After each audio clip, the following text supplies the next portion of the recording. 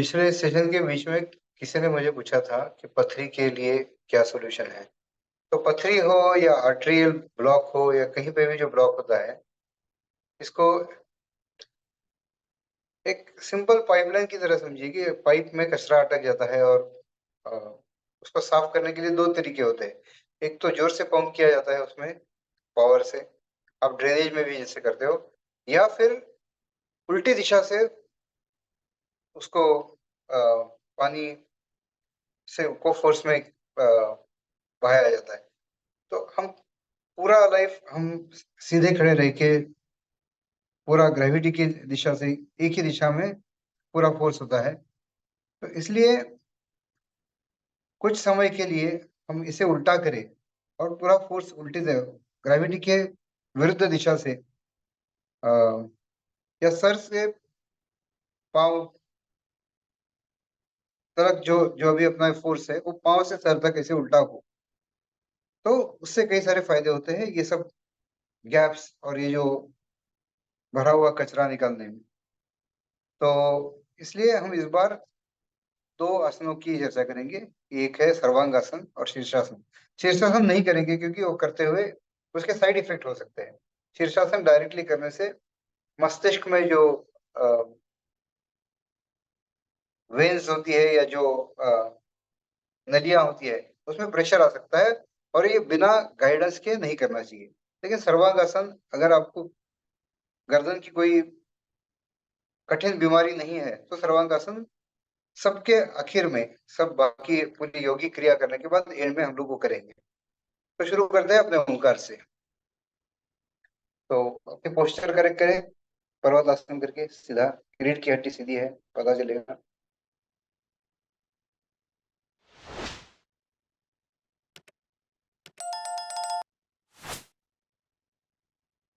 Excel पूरी तरह से छोड़िए हवा। ओ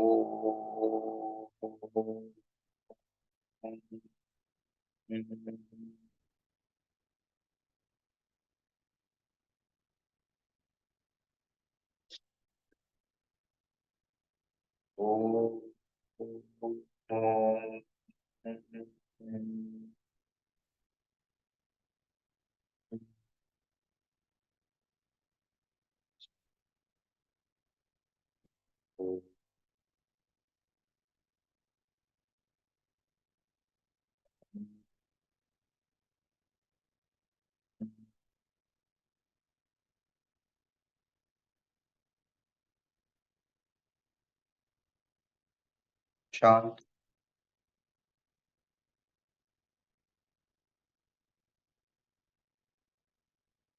घना अंधेरा, विशाल विश्व और सिर्फ मेरा अस्तित्व।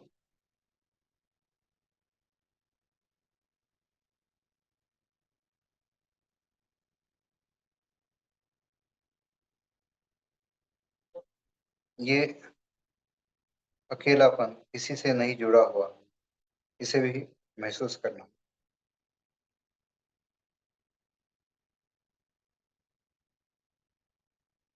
विश्व के कोनों से, अलग अलग जगह से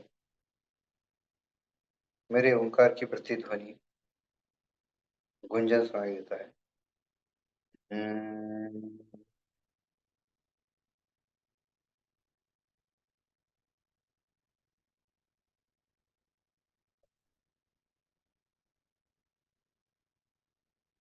मेरी छाती के मध्य भाग में दिया जलता है और उसका शांत, स्वर्णिम, दिव्य प्रकाश उस मंदिर के हर हिस्से तक पहुंचता है, जो बिल्कुल मेरे शरीर रूपी मंदिर के हर हिस्से में। अब महसूस करें, सिर से लेके कंधे, हाथ, उंगलियां, पैर, घुटने,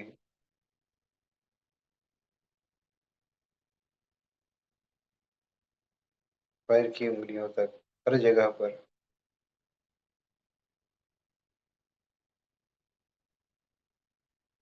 ये प्रकाश फैला हुआ है।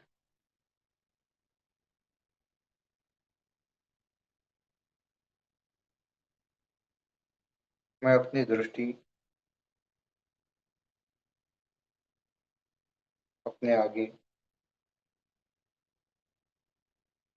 कुछ किलोमीटर आगे ले जाता हूँ, जहाँ से ये प्रकाश बिंदु स्वरूप किसी एक तारे की तरह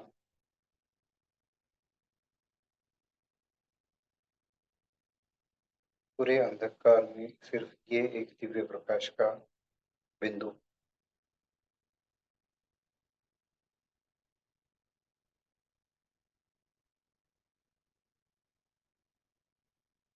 मेरा ध्यान वहाँ आकृष्ट होता है और मेरा फोकस, मेरी दृष्टि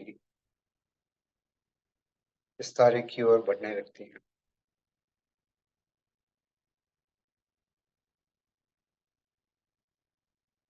जैसे मेरी दृष्टि नजदीक होती है, वैसे ये आकार बढ़ता हुआ महसूस होता है।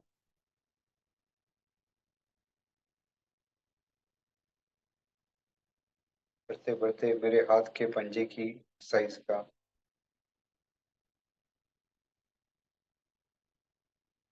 फिर बढ़ते हुए अब बिल्कुल मेरे पद्मासन स्थित मुद्रा की बिल्कुल प्रतिबिंब जैसे वो दिव्य आकार,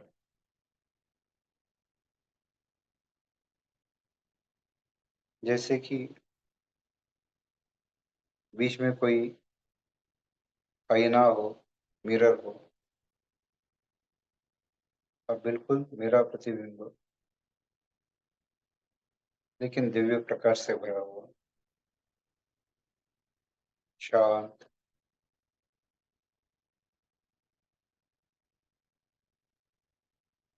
मैं इस बिंब का, इस मंदिर का, चेहरे के भाव का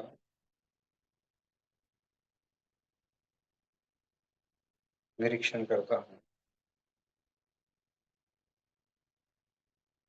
अपार शांति, समाधान, आनंद।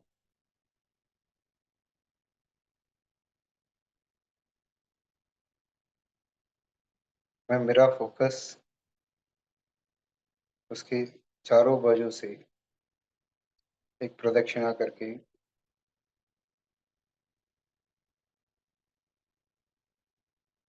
अपने मन की आंखों से देखना है।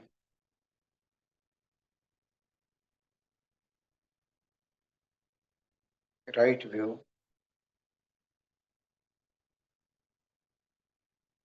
पीछे से वही स्थिरता, वही शांति। लेफ्ट से और फिर शांति।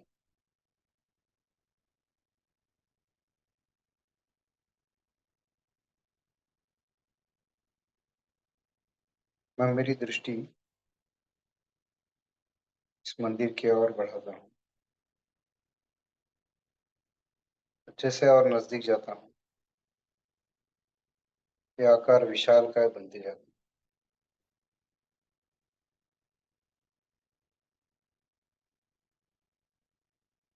और एक समय मेरा फोकस, मेरी दृष्टि इस दिव्य आकार में विलीन होती है।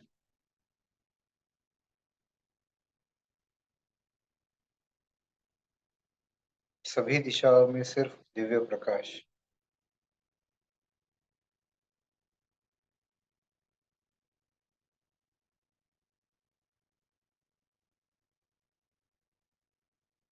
वो गंभीर मुद्रा,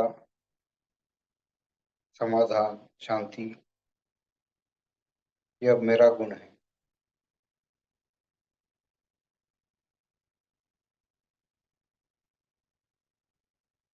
और साथ में मुझे ओंकार की, मानस ओंकार की गुंजन सुनाई देता है।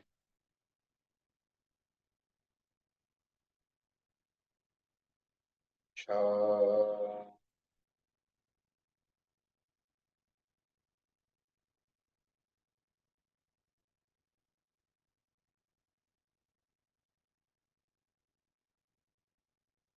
ना, इंडिपेंडेंस, अकेलापन।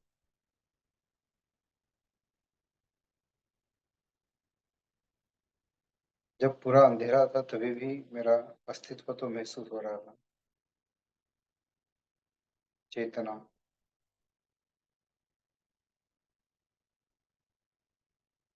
और ये सब जानने वाला, ज्ञानमय और आनंदमय मेरा स्वरूप।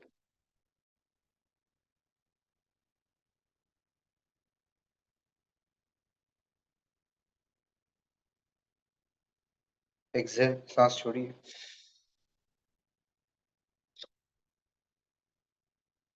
ओ,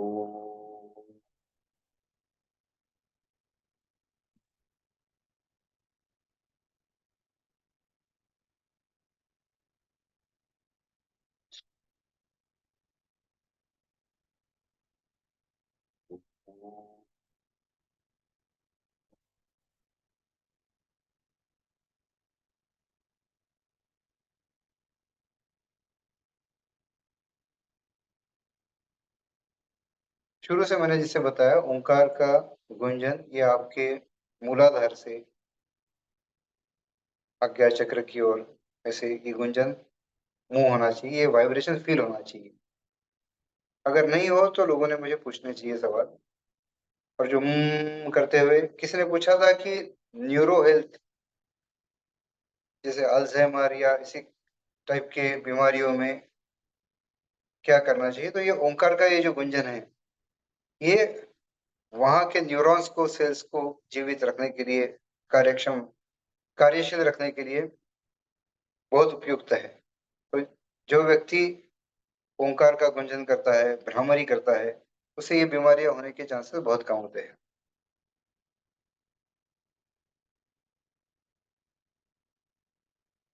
अब हम अनुलोम विलोम करेंगे 3 बार।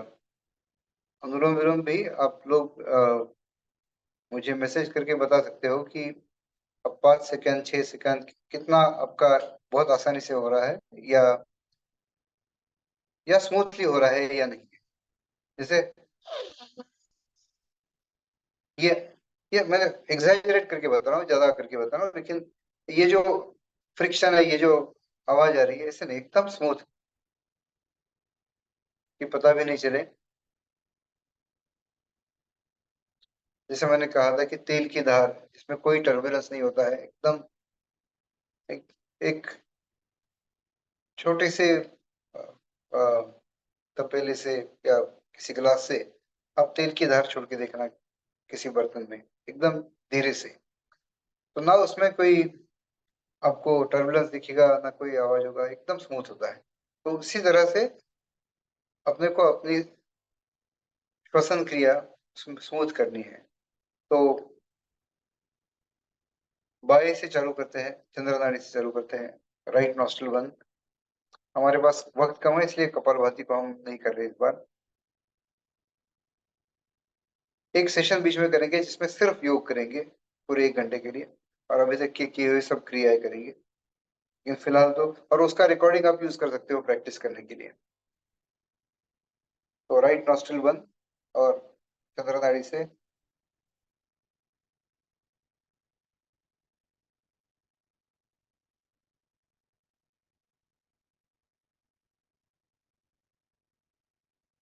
राइट से छोड़िए, सूर्य नाड़ी से, सूर्य नाड़ी से अंदर,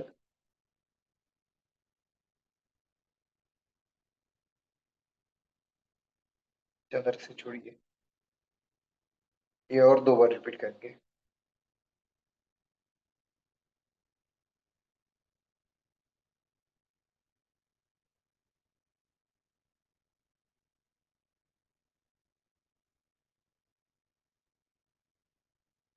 किसी ने नाक चौक होने की समस्या बताई थी, मैंने उपाय बताया था।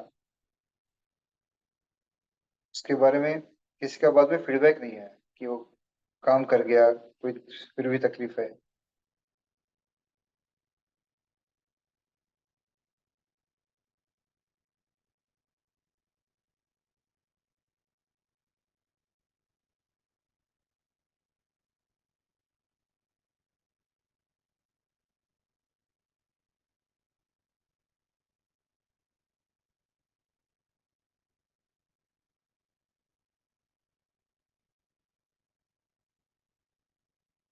हम एक सर्वे भी करेंगे अपने ग्रुप पर, कि जहाँ पे लोग बता सकते हैं कि कितने लोग रेगुलरली कर पा रहे हैं और उससे कुछ फायदा हो रहा है या नहीं हो रहा है।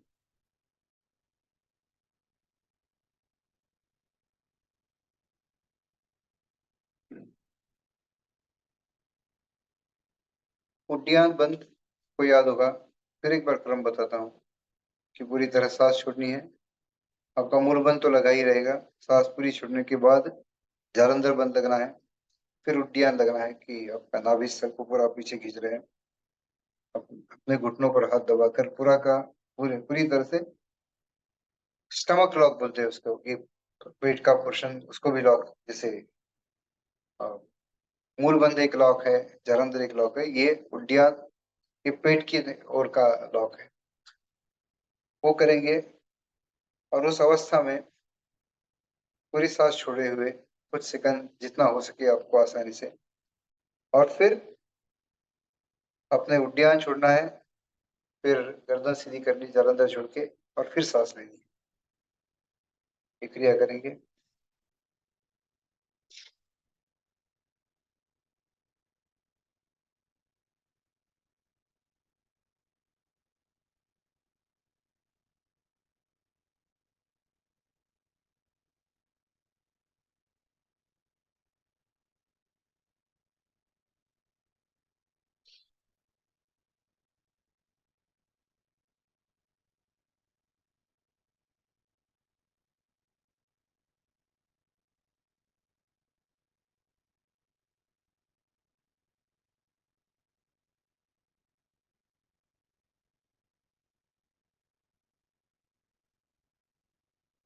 भ्रामरी करेंगे।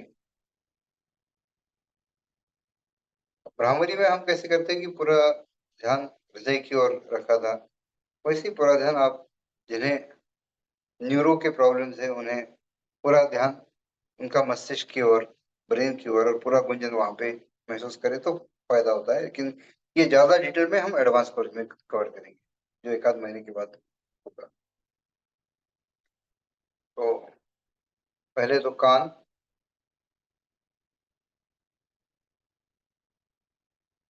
भौं के ऊपर दो उंगलियां, आंख के नीचे दो, गर्दन झुकी हुई,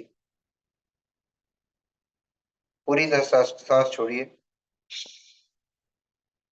पूरा ध्यान आपका हृदय की ओर होना चाहिए।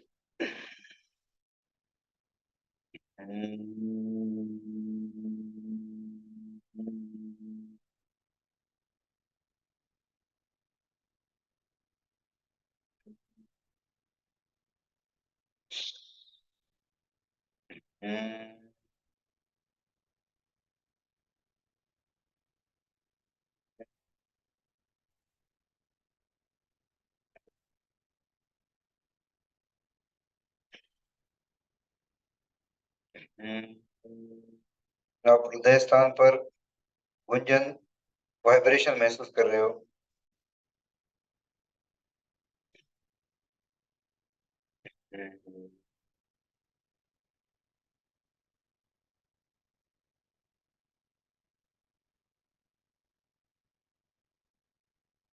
आखिरी बार।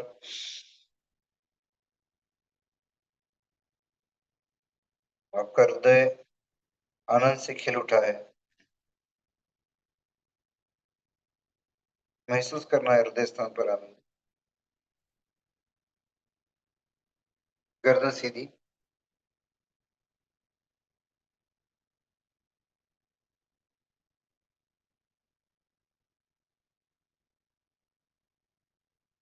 तो आप किसी भी वस्तु को, उसमें अगर कचरा अटका है और आपने इसे उसको बाजू से मारा, वाइब्रेशन किया, तो वो कचरा निकल जाता है। और यही इफेक्ट, अब ये कैसे एकदम किसी की केस पूरी खराब हो चुकी है तो कितना फायदा होगा पता नहीं, लेकिन अगर आप शुरू से कर रहे हो तो ये जो ब्लॉक वगैरह होना है, ये इसकी संभावना नहीं रहेगी।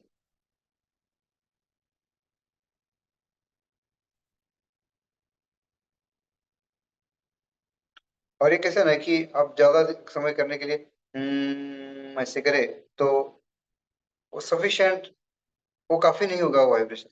आपको ये फोर्सफुल होना चाहिए। हम्म।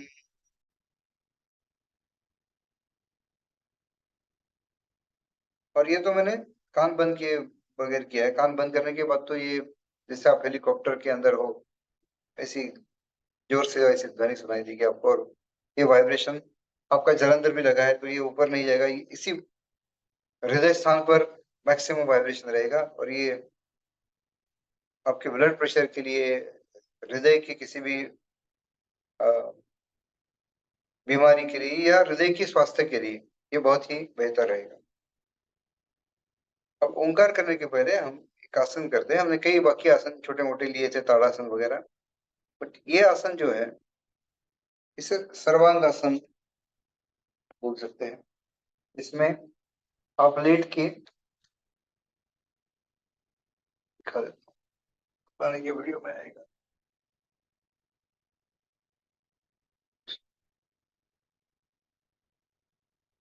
शायद थोड़ा कट रहा है, लेकिन आप समझ सकते हो कि आपके पैरों की उंगलियां बिल्कुल आपकी आंखों के सामने होनी चाहिए।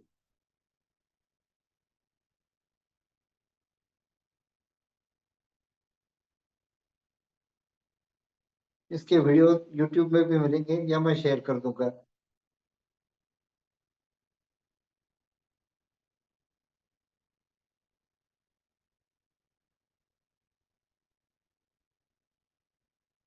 अब नीचे आते हुए पहले आप पीछे जाएंगे जो हलासन में करते हो, और धीरे से पैर नीचे।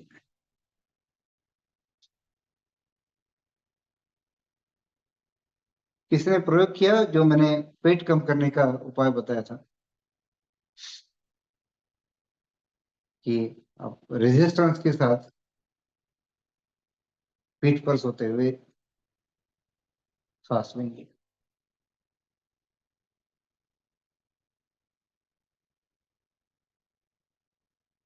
इसमें कोई डाउट हो तो बाद में पूछ सकते हैं, अभी भी पूछ सकते हो।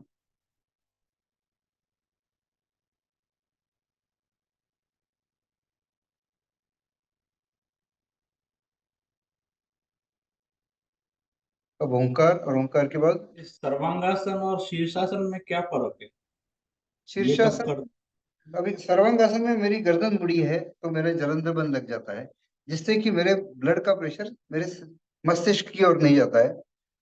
तो वो जो एक्सेस प्रेशर, ज्यादा प्रेशर होने से अ, जो नुकसान पहुंच सकता है, वो साइड इफेक्ट बचता है। शीर्षासन में तो मेरा सिर सीधा, मैं सिर के ऊपर खड़ा हूँ, पूरा का पूरा फोर्स मेरे सिर पे आता है, तो उसके भी बहुत सारे फायदे हैं, लेकिन साइड इफेक्ट हो सकते हैं अगर बिना जाने, या अगर आपकी अ, नसें सॉफ्ट हो चुकी हो, या उसमें लूज हो चुकी हो, तो उस प्रेशर के कारण डैमेज हो सकता है, आंतरिक रक्तस्राव भी हो सकता है। तो इसलिए यहाँ पे रिमोटली बताते हुए, जब आप लोग सामने नहीं हो, अब ये आपका हेल्थ कार्ड हमारे सामने नहीं है, तो शीर्षासन नहीं बता रहे, लेकिन सर्वांगासन में उनमें से कई सारे फायदे हो जाएंगे कि जैसे आपकी डाइजेस्टिव सिस्टम है, लंग्स है, किडनी है, ये सब जगह पे ये पूरा का पूरा उल्टा हो रहा है। सिर्फ पूरा प्रेशर मस्तिष्क की ओर नहीं आ रहा है, इतना ही फर्क है। उसमें भी एक टेक्निक है, वो शीर्षासन करते हुए गर्दन थोड़ी सी मोड़ के करना, लेकिन ये रिमोटली बताने की चीज नहीं है। लेकिन सर्वांगासन तो करना चाहिए, 20 एक सेकंड तो हो जाए, ये आपने कोशिश करनी चाहिए। लेकिन जितना आसानी से कर सकते हो, 5-10 सेकंड से चालू कर सकते हो, लेकिन 20 से 30 सेकंड सर्वांगासन करना चाहिए। तो ये जो ग्लैंड्स होती है यहाँ पे, पिट्यूटरी ग्लैंड होती है, ये सब पे वहां का ब्लड फ्लो इम्प्रूव होके कई सर थायराइड की प्रॉब्लम के लिए सबसे बेस्ट बेहतर सॉल्यूशन है सर्वांगासन। मैं बोलना भूल गया, लेकिन पिछले साल जब सेशन लिए थे हमने, तब किसी ने थायराइड की प्रॉब्लम के लिए पूछा था।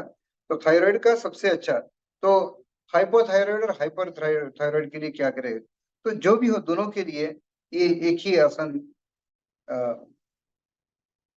बहुत उपयुक्त है। तो और कोई सवाल था सर्वांगासन के बारे में?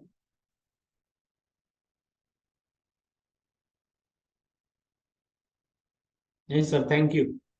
हाँ, और शीर्षासन वगैरह दिखाना है तो क्या, ऐसे दिखाने के लिए, चमत्कार के लिए शीर्षासन, मयूरासन, कठिन से कठिन आसन दिखाए जा सकते हैं, लेकिन करोगे कैसे आप?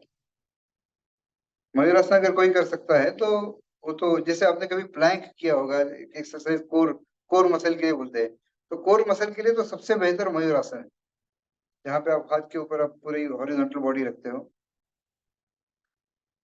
लेकिन अभी वो नहीं करेंगे, अभी हम आखिरी ओंकार कर लेते हैं, और ओंकार के बाद धारणा थोड़ी ज्यादा डेप्थ में लेके जाते हैं। आप याद करना वो सूर्योदय का दृश्य, अभी आपको चित्र इस बार हमने शेयर नहीं किया। एक तो मेरे पास वो सुविधाएं नहीं है, मैं और किसी जगह पे हूँ, लेकिन अभी जरूरत भी नहीं होनी चाहिए। तक तो आपको प्रैक्टिस हो चुकी होगी कि अंधेरा है, सूरज उगता है, आ, उसका प्रतिबिंब नदी के पानी में दिखता है आपको। तो आंखें बंद, धीमी सांस, रीढ़ की हड्डी सीधी, पूरी तरह से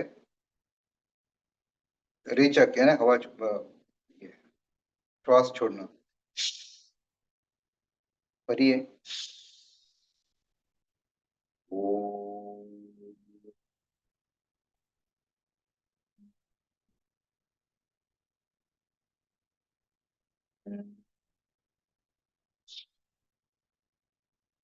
ओ,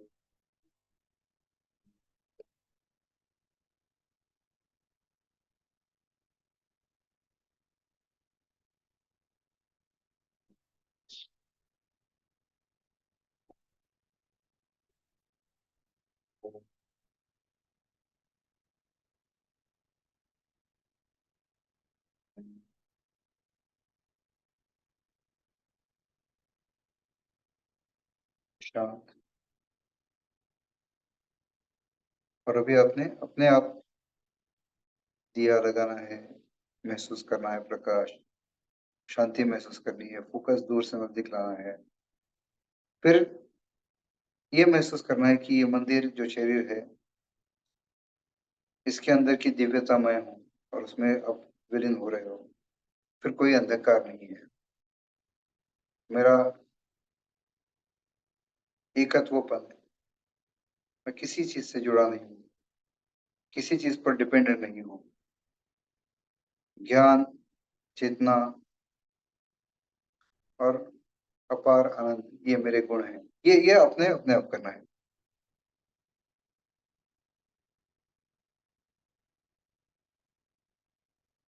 और बैकग्राउंड में तो ओंकार चल ही रहा है।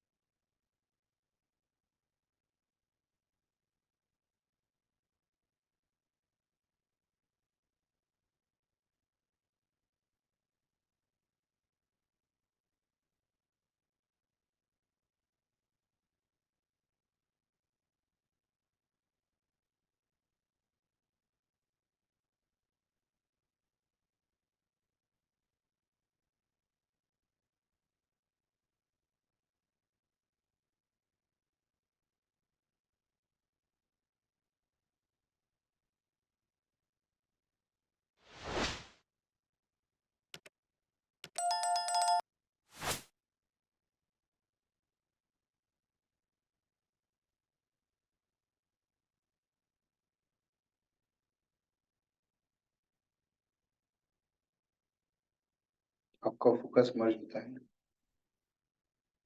इस विराट विशाल मंदिर में।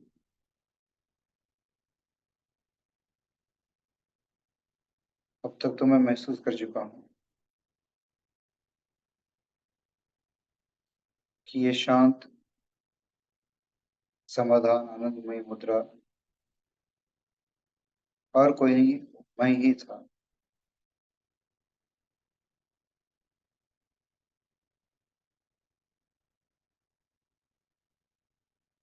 शा-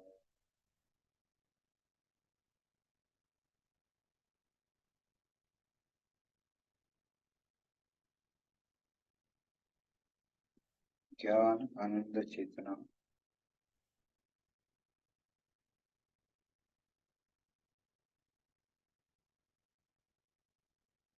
मेरे नैसर्गिक गुण है।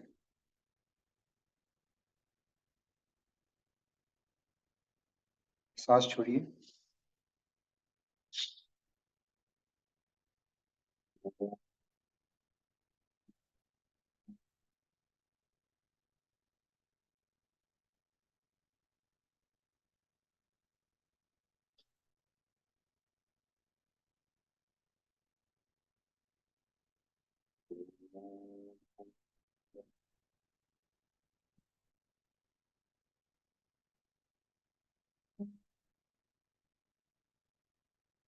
शांत।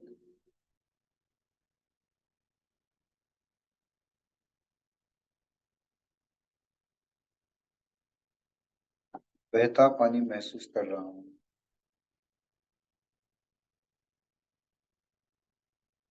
महसूस कर रहा हूँ क्योंकि सिर्फ स्पर्श पता चल रहा है, दिख तो कुछ नहीं रहा, अंधेरा है।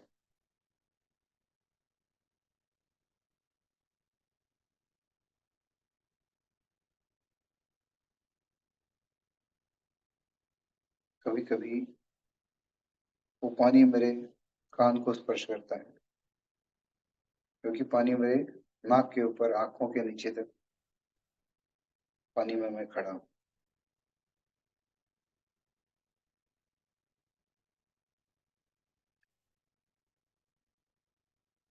मेरे सामने का आसमान थोड़ा सा प्रकाशित हो रहा है। सूरज उगने वाला है। कुछ बादलों के किनारे लाल स्वर्णिम।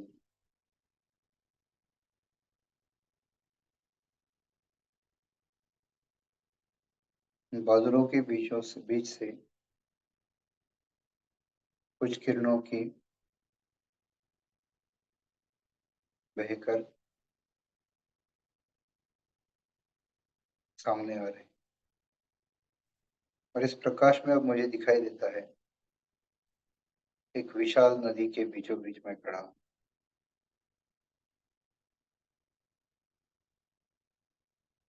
पानी का बहाव इतना स्मूथ है कि मुझे हर चीज का स्पष्ट प्रतिबिंब, वो बादलों का प्रतिबिंब,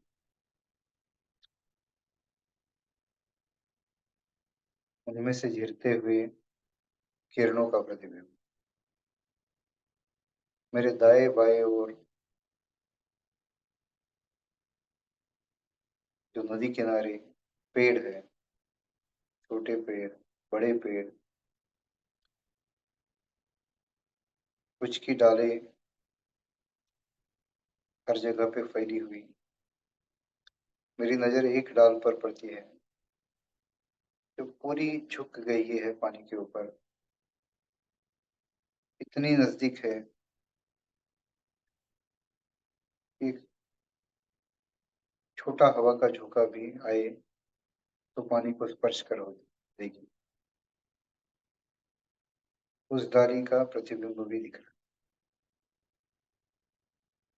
पेड़ों का प्रतिबिंब।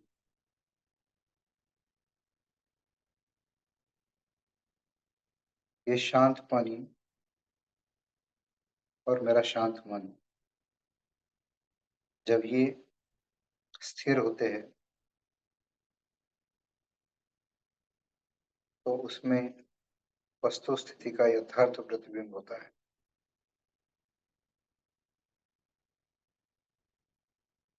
सामने सूरज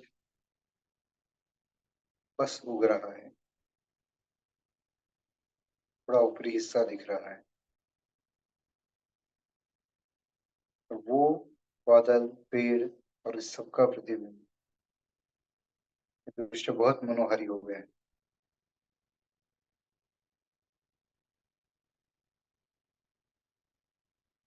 जितनी स्पष्टता से देखने की कोशिश करो उतना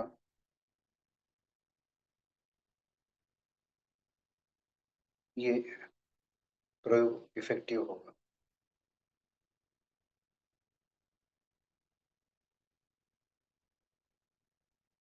मैं ये दृश्य देख रहा हूँ, इतने में मेरे सामने पानी की एक बूंद गिरती है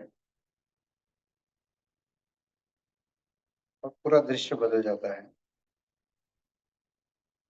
क्योंकि गोल लहरें पानी के बूंद की बाजू से किनारे की ओर, फिर भी इसमें इतनी सिमेट्री है, मेरा ध्यान फिर भी उसी में रहता है। लेकिन अब एक की जगह पे दो बूंदे, चार बूंदे और जोरों से बारिश चालू होती है।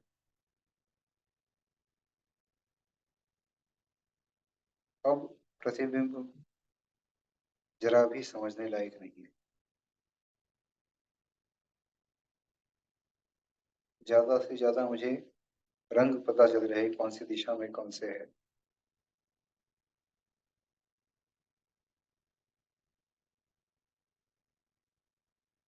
ये हिलता हुआ प्रतिबिंब, बिगड़ा हुआ प्रतिबिंब देख के मुझे बैलेंस करना मुश्किल हो रहा है। जैसे मेरा बैलेंस जाता है, उससे डर, टेंशन कि मैं कहीं बह ना जाऊं, मेरा पूरा ध्यान ना दृश्य पर है ना प्रतिबिंब पर है। मैं अपने आप को संभालने में कोशिश करता हूँ, और फिर मैं प्रतिबिंब से ध्यान उठाकर असली सूरज, बादल, पेड़, नदी, इनके ऊपर मेरा ध्यान जाता है। क्योंकि ये स्थिर है, मैं अपने आप को स्थिर करने में कामयाब होता हूँ। अब सूरज उग रहा है, जैसे ऊपर आता है पानी की लेवल भी बढ़ती है, नाक, आंख, सिर पूरी तरह डूब जाता।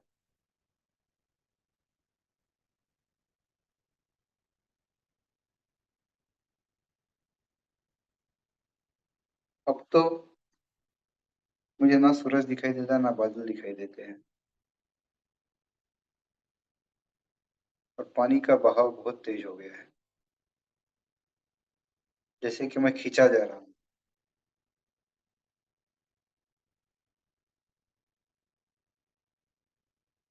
ये तो बहुत ही तनावपूर्ण स्थिति है। मैं किसे देखकर मैं अपने आप का बैलेंस कर सकूं, और मैं मेरे मन से आंखें बंद करके अपने मंदिर के अंदर के दिव्य प्रकाश को देखता हूँ।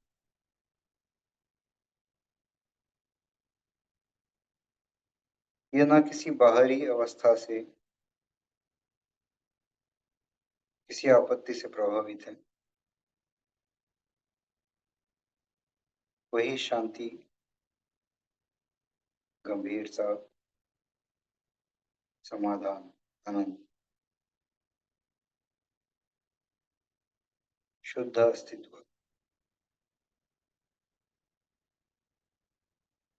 अब मुझे पता ही नहीं कि पानी का बहाव है या बाहर बादल है, पेड़ है।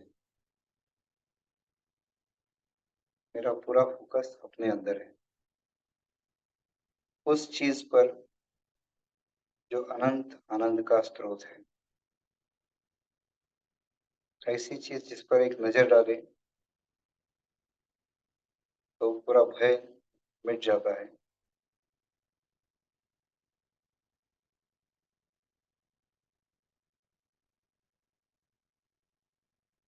जिससे मैं शांत होता हूँ,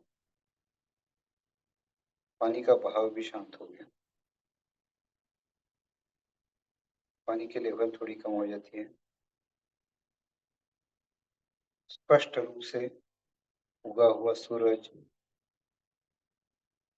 नदी, सब कुछ दिखाई देता है।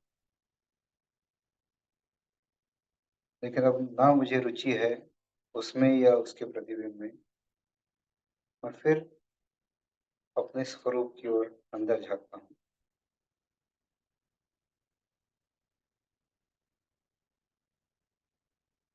एक अकेला, इंडिपेंडेंट, ज्ञान रूप, शुद्धानंद रूप।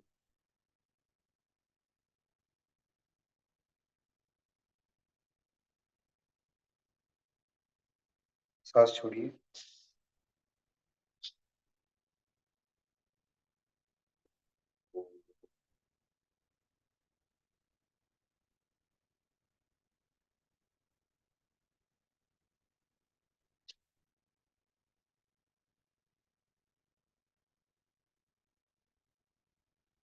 एक महत्वपूर्ण बात मैंने बताई थी मेडिटेशन और उसके कई सारे तरीकों के बारे में।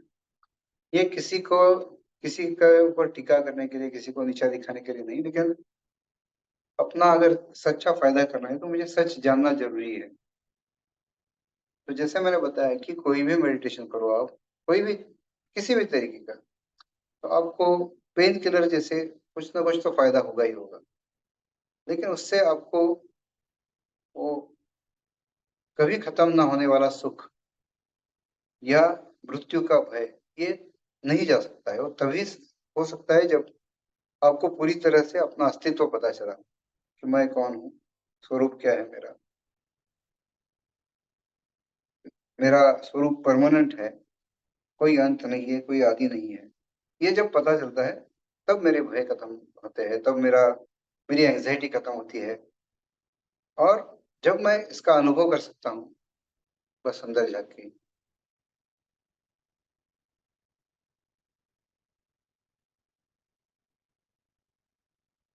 किसी ने मुझे पूछा था कि क्या ये सबसे स्वादिष्ट पदार्थ जो मैंने जिंदगी में चखा है वैसे अनुभव होगा। किसी ने पूछा कि सेक्स के सर्वोच्च क्षण में जो आनंद होता है वैसे उसके उसके कई गुना आनंद होगा क्या? तो गुना का तो हम बात ही नहीं कर सकते, कोई कोई उसका रिलेशन ही नहीं है, पूरा अलग है। वो आनंद के आभास का और सच्चे आनंद का कोई मेल नहीं लगा सकते हो। जैसे मैंने बस कहा कि गुलाब की खुशबू, ये वर्ड मैंने यूज किया और आपने सच में खुशबू ली, तो दोनों में जितना अंतर है उतना वैसे करोड़ों गुना, अनंत गुना उसमें फर्क है। ये जो आनंद का आभास है, जो आनंद ही नहीं है, और इसका आनंद से आप कैसे मेल लगा सकते हो? तो पिछली बार हमने एक पहेली दी थी कि कोई आदमी 10वें माले से जो होना है वो होगा करके कूद जाता है, मर जाता है। तो क्या मैं कह सकता हूँ क्या कि उसके भाग्य में था नहीं? क्या भाग्य, सच में ऐसे कुछ भाग्य होता है क्या? ये सब फिक्स्ड है, ये किसने बताया? मैं क्यों मानूं फिक्स्ड है करके? अच्छा, समझो फिक्स्ड है। फिक्स्ड है तो फिर मैंने कुछ करने की जरूरत क्या है? मैंने फिर माँ बाप क्यों कहते हैं कि बेटा पढ़ाई करना, या तुम काम करो, या तुम मेहनत करो तो बढ़ोगे? जो होना है वो तो होगा, तो मैं क्यों करूंगा? तो ये पहले से कैसे निकलेंगे कि एक तरफ से मैं तो भाग्य को मान भी रहा हूँ, दूसरी तरह से मैं कर्म करो भी बोल रहा हूँ। तो ये क्या चक्कर है? ये समझने के लिए पहले ज्ञान कैसे मिलता है ये समझते हैं। ये बहुत इंपॉर्टेंट चीज है। तो आज आप 10 चीज जानते हैं, कोई कुछ भाषा जानता है, समझो हिंदी जानता है, अंग्रेजी जानता है, बंगाली जानता है, और कोई विषय जानता है, कोई खाना बनाना जानता है, कोई साइंस जानता है। कल मैं कोई और नई किताब खोल के नया विषय सीख सकता हूँ। कौन सा नया विषय सीख सकता हूँ? तो लाखों करोड़ों विषयों में से कोई भी विषय सीख सकता हूँ। तो जो भी विषय मैं सीखूंगा वो मैंने किताब खोल दी और किताब में से वो पढ़ा और ज्ञान आ गया। क्या किताब का गुण था ज्ञान की, उसमें से मेरे में ज्ञान आया? तो नहीं, किताब तो काले सफेद डॉट्स का एक कॉम्बिनेशन है, जिससे जिसके निमित्त से मैंने ज्ञान पाया।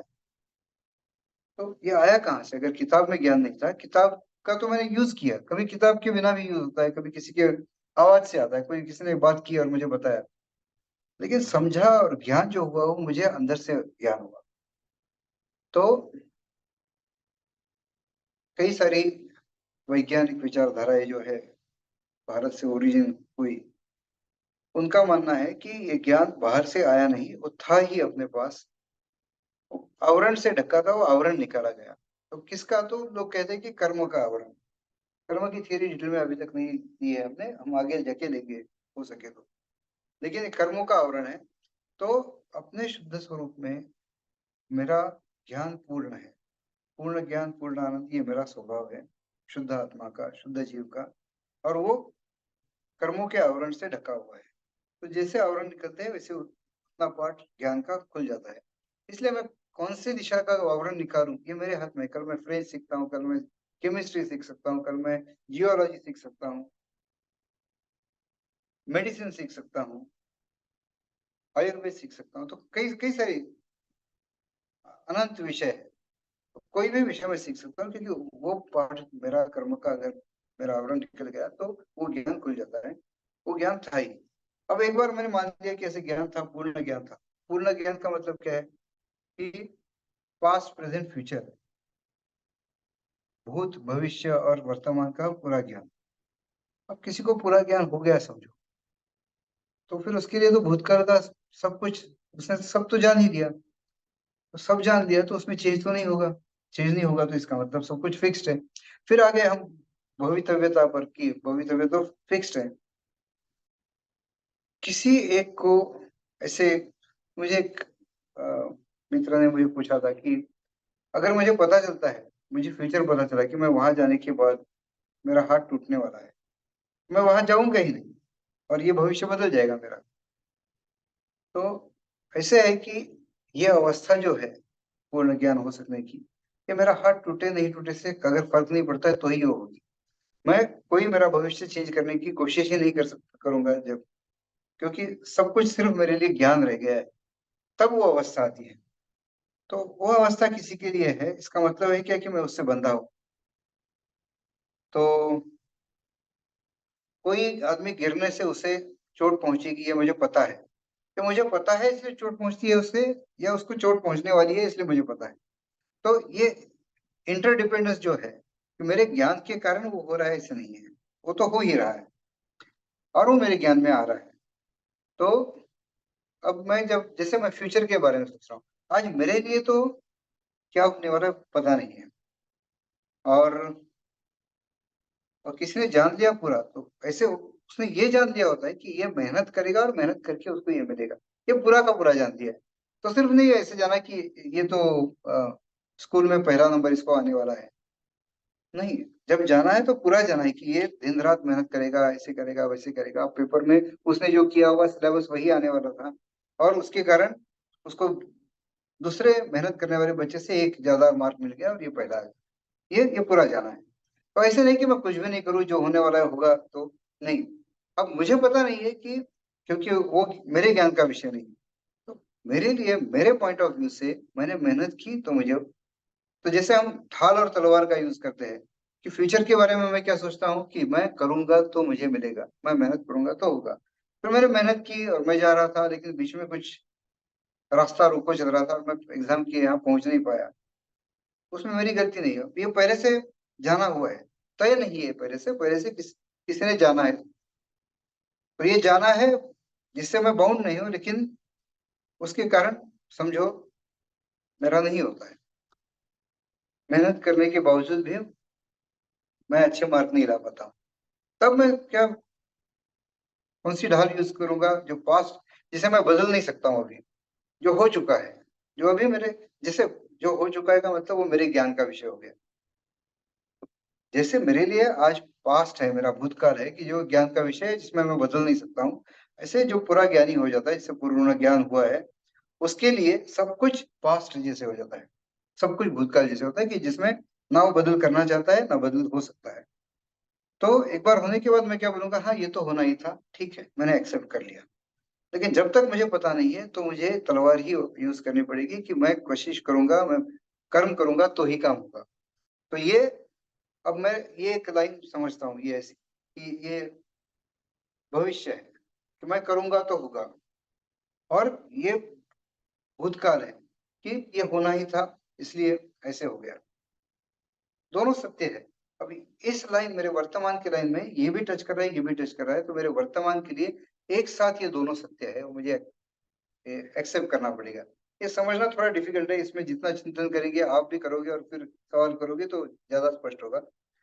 तो पहले तो हमने क्या एस्टेब्लिश किया कि ज्ञान ये बाहर से नहीं आता है, मेरे में था ही, और मेरा शुद्ध रूप ये पूर्ण ज्ञानमय है, पूर्ण आनंदमय है, पूर्ण चेतनामय है, किसी पर डिपेंडेंट नहीं है। जो मेरा किसी के साथ एसोसिएशन है, रिलेशन है, वो टेम्पररी है।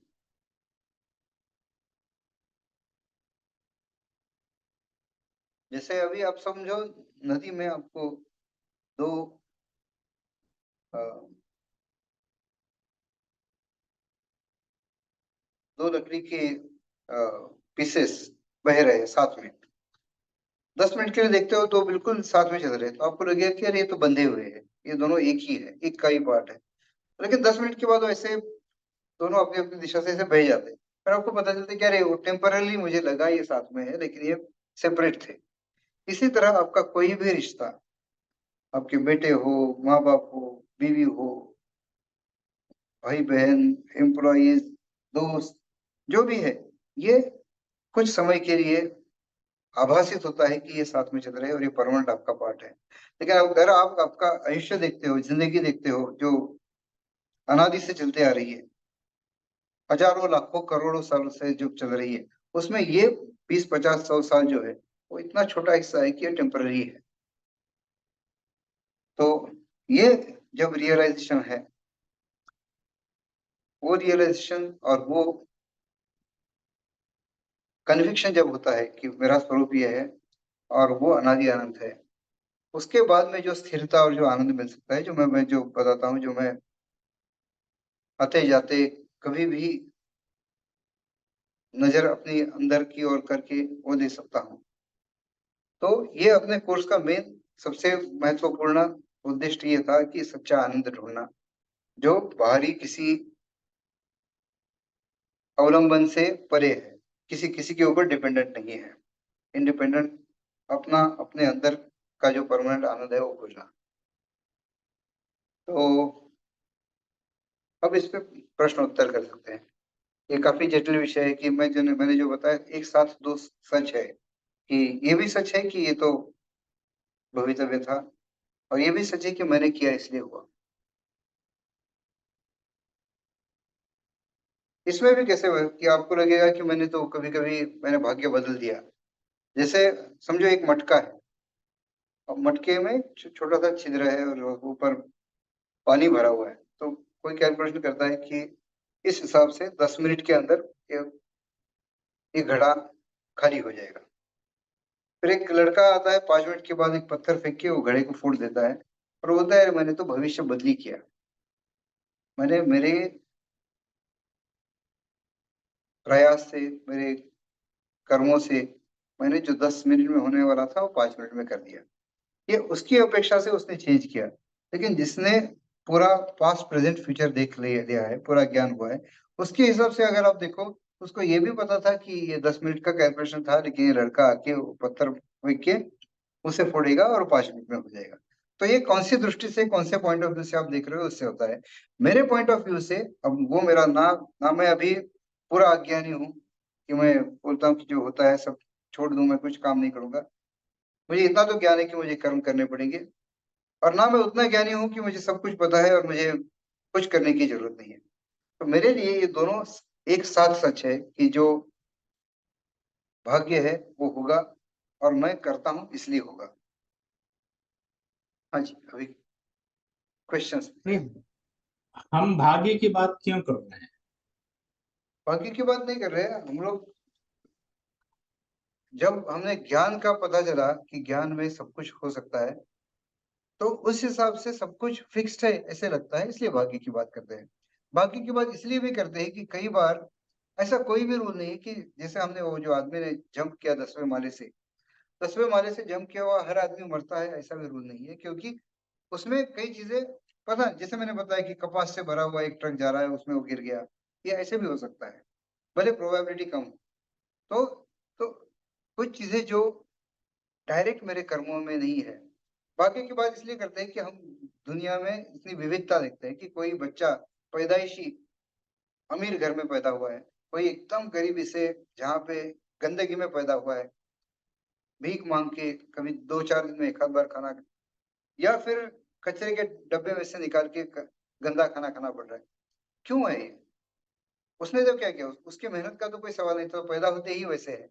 तो वहां पे भाग्य का और कर्म का हम रिलेशन, वो कर्म थियरी में आ जाएंगे हम लोग कि ये कैसे तय होता है। तो एक अपेक्षा से जब मैं कुछ जो चाहता नहीं हूँ ऐसे हुआ है, जैसे कि मैंने कोशिश की फिर भी नाकाम रहा, तो मैं सोच सकता हूँ वहां पे, इसलिए मैंने तो ढाल का नाम लिया कि मैं ये ढाल यूज कर सकता हूँ कि हाँ ये तो होना ही था, और उसे एक्सेप्ट कर सकता हूँ, उसका दर्द नहीं महसूस करता। लेकिन जब तक नहीं हुआ है तब तक मुझे पता है कि तलवार ही यूज करनी है मुझे। मैंने कोशिश की तो ही होने वाला है। किसी ने जाना भी होगा तो यही जाना होगा कि मैंने कोशिश की इसलिए हुआ है। तो किसी ने जाना है इसलिए मैं बंधा हुआ हूँ ऐसे नहीं। मैं मेरे कर्म से कुछ करूंगा, इसके कारण किसी ने वो उस हिसाब से जाना है। जैसे ये बटन लगाने से लाइट लगता है, ये मैंने जाना, तो मैंने जाना इसलिए नहीं लाइट लग रहा है। वो तो उसकी उसकी अपनी साइंस है कि बटन चालू हुआ, इलेक्ट्रिसिटी वही, वहां से वो लाइट बल्ब तक में गई, उसकी तारों में, वायर्स में वो एनर्जी पहुंच गई, वो ब्राइट हो गए, अंदर कोई हीलियम या जो भी गैस था, उसके कारण वो प्रकाश से फैल गया। तो तो ये जानना ये अलग है। हाँ, इसलिए हम भाग्य का इसलिए करते हैं कि ये जो फर्क है। अब ये भी देखोगे आप कि सिर्फ यही नहीं है कि अमीर और गरीब, कोई पैदाइशी बीमारी के साथ पैदा होता है, कोई पैदाइशी बीमार भी नहीं है, अमीर भी है, सब कुछ है, लेकिन बहुत खराब रूप लेके आता है। अब लोग क्या कहेंगे इसे कि इस फर्क को, तो एक तरीके से उसे फिर भाग्य बोलते हैं कि अरे इसके नसीब में अच्छा रूप नहीं था। किसी के पास ये सब कुछ आता है लेकिन उसकी उम्र 20 साल में ही मर जाता है। तो ये कई तरीके के डिफरेंसेस दिखते हैं। और ये क्यों? तो स्टार्ट भाग्य से होता है, और ज्यादा डीप में डिग करके फिर उसकी कर्म थियरी के पिछले क्या कर्म हुए होंगे और किस कर्म के कारण क्या हो सकता है, वो थियरी एक बहुत डिटेल में भारतीय फिलोसॉफीज में उसका विवेचन किया गया है। हाँ जी। और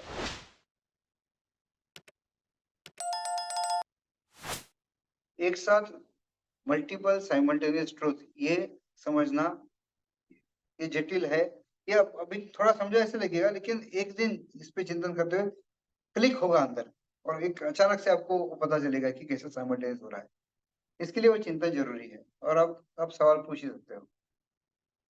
कोई सवाल नहीं तो विल ब्रेक।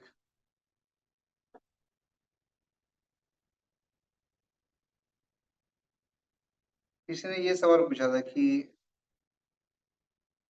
एस्ट्रोलॉजी के हिसाब से 120 साल का पूरा आयु होता है, तो एक विंशोत्तरी दशा होती है, जो दशा का साइकिल 120 साल का होता है, और on an average maximum age ऐसे समझा जाता है। लेकिन ऐसी केसेस भी हुई कि जहाँ 127 साल तक कोई जिया है। तो ये 100% रूल करके नहीं बोल सकते इसे। और और ऐसा नहीं है कि आपको ऐसी कई थियरी मिलेगी कि 50% अपने हाथ में होता है, 50% ऊपर से लिखा होता है, कहीं से लिखा नहीं होता है।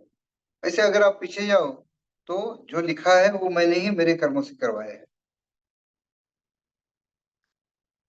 अब मेरी आवाज खराब थी तब रिकॉर्डिंग हुई, और मैं नींद में गा रहा था। मुझे आज पता नहीं, और रिकॉर्डिंग सुन रही है और मुझे वो रिकॉर्डिंग खराब लग रही है। मैं बोल रहा हूँ कि अरे मेरा नसीब खराब है, मुझे खराब क्यों गाना सुनाई दे रहा है। मेरी ही आवाज थी जो पहले रिकॉर्ड हुई। मैं अब नहीं जान रहा हूँ, इतना ही है। ये ऐसे हम ये डिटेल में बहुत बहुत डिटेल में जाएंगे वो कि कर्म थियरी या सब कुछ भाग्य पे था या सब कुछ कर्मों पे था। और मल्टीपल व्यू पॉइंट से, वो व्यू पॉइंट से आपको ये तथ्य अलग दिखेगा। और जैसे हम 3D इमेजिन करते हैं कि फ्रंट व्यू होता है, टॉप व्यू होता है, साइड व्यू होता है, और उससे पूरा 3D ऑब्जेक्ट समझने की कोशिश करते हैं। ऐसे ये मल्टीपल व्यू पॉइंट से एक्चुअल पूरा सत्य अपने को जानने की कोशिश करनी है, और तब अपने को सत्य और खुद का अनुभव करना आसान होगा। हाँ जी, नो क्वेश्चंस। ऐसे कोई सेशन करेंगे हम कि जहाँ पे मैं सवाल पूछता हूँ और लोग जवाब देते हैं, क्योंकि अब लोगों को सब कुछ पता है, तो तो डाउट्स और अच्छी तरह से क्लियर होंगे, क्योंकि उसमें फिर अब पता चलेगा कि कहाँ पे क्लियरिटी हुई है, कहाँ नहीं हुई है। ऐसे करें एक आधा सेशन जहाँ उल्टा करें कि मैं सवाल पूछ रहा हूँ और लोग जवाब दे रहे हैं।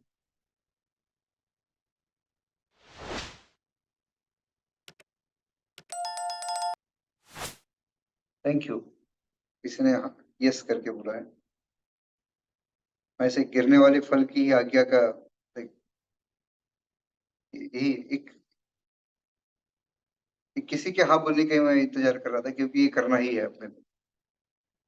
तो पोस्टर करे करे और आखिरी ओंकार कर लेते हैं। और लोगों ने मुझे या किसी भी एडमिन को अपने अनुभव, जो तकलीफ हुई, कुछ हो रहा है, किसी का फायदा हो रहा है, किसी को बैक पेन हो रहा है, किसी को किसी पर्टिकुलर बीमारी के बारे में सॉल्यूशन चाहिए। जैसे किसी ने पथरी के बारे में पूछा, तो मैंने उसको कुछ चीजें बताई थी कि कौन से आसन और क्या करना चाहिए। तो ये आप पूछ सकते हो, तो फिर ये कोर्स का ज्यादा यूजफुलनेस होगा।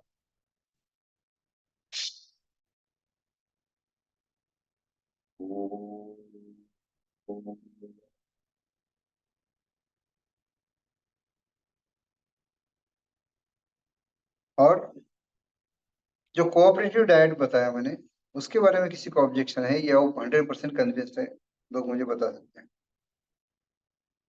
ठीक है, थैंक यू।